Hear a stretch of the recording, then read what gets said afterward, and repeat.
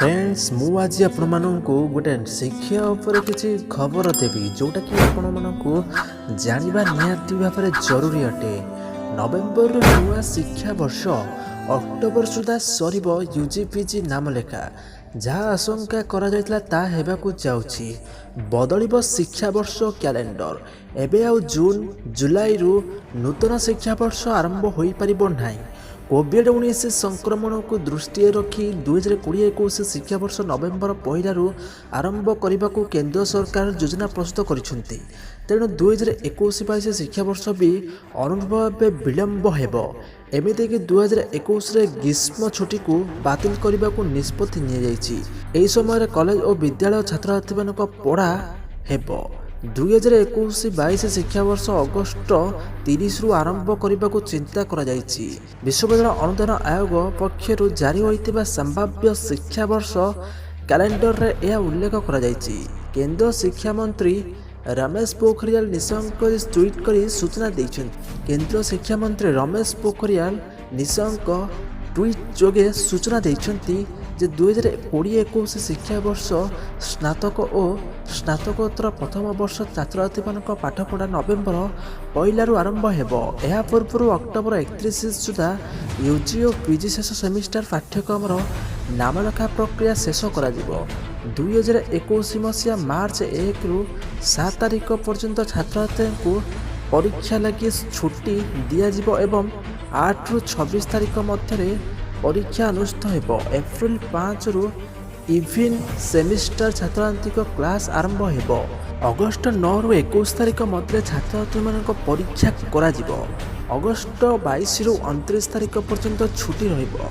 August 30 रु 21-22 शिक्षा वर्ष आरंभ करा जिवो। लॉकडाउन और अन्य कारण हेतु अभिभावक सम्मुखीन होउथिबा आर्थिक असुविधा को एड़ाइबा पई स्वतंत्र व्यवस्था होइछि। एथर नवेम्बर 30 पर्यंत छात्री नामलेखा स्थानांतर बातिल फी संपूर्ण फेरस्त करा जिवो। सूचनायोग्य जे कोविड-19 संक्रमण को दृष्टि रखी विश्वविद्यालय अनुमोदन आयोग पक्षर एप्रिल मासरे विकल्प शिक्षा व्यवस्था पर विज्ञप्ति जारी होता। सेप्टेम्बर मासरू नूतन शिक्षा वर्ष आरंभ करने को योजना कर तेबे दिनकू दिन कोरोना संक्रमण बढ़ुथिबारु प्रवेशिका परीक्षा हो पार नथिला कि नामलेखा करा जाय नथिला। तेणु यूजीसी पक्षर एवं विकल्प शिक्षा कैलेंडर प्रस्तुत कर ओडिशा कथा को जदि विचार को नि जाए तेणु नवेम्बर यूजी शिक्षा वर्ष आरंभ करने को उच्चशिक्षा विभाग प्रस्तुत कर यूजी नामलेखा लगी आवेदन प्रक्रिया शेष होइछि। आसंता 28 तारिख प्रथम पर्याय कट ऑफ मार्क तथा मैट्रिक लिस्ट प्रकाश पाइब। अक्टोबर तृतीय सप्ताह सुधा नामलेखा प्रक्रिया शेष हो। तेबे पीजी प्रथम छात्र छात्री क्लास यूजीसी निर्धारित समय हो पारिबो नाही। गत 10 तारिख आवेदन प्रक्रिया शेष हो। अक्टोबर 10 रु 19 पर्यंत एकक प्रवेशिका परीक्षा अनुष्ठित हो। नवेम्बर 7 मेरिट लिस्ट तथा मेधा तालिका प्रकाश पाइब। डिसेम्बर 3 तारिख पीजी प्रथम वर्ष छात्र पाठपढ़ा आरंभ करने को योजना प्रस्तुत होती। तेबे यार गोटे मास पूर्व प्रथम वर्ष छात्र क्लास आरंभ करने को यूजीसी पक्षर विज्ञप्ति प्रकाश कर उच्चशिक्षा विभाग अधिकारी माने एबे हरडखणार पढ़ी किभली और केमिति नवेम्बर पहलू पाठपढ़ा आरंभ हो ताकू नहीं चिंता बढ़ी। आसंता मासठारु विद्युत दर केमती बढ़िबो आ केते टंका बढ़िबो वीडियोटी को शेष जाए देखंतु।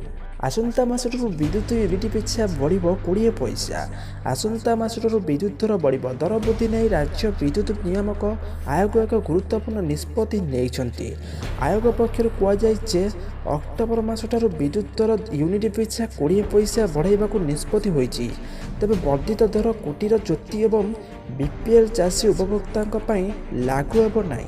विद्युत दर 50 यूनिट पर्यंत 2 टंका 70 पैसा को वृद्धि पाइथिबा बेले 100 यूनिट पर्यंत 3 टंका 60 पैसा 200 जाए 4 टंका 50 पैसा वृद्धि करा जायछि। सेहीपरि 300 यूनिट जाए 4 टंका 53 पैसा 400 यूनिट जाए 4 टंका 78 पैसा और 500 यूनिट जाए 5 टंका वृद्धि करा जायछि।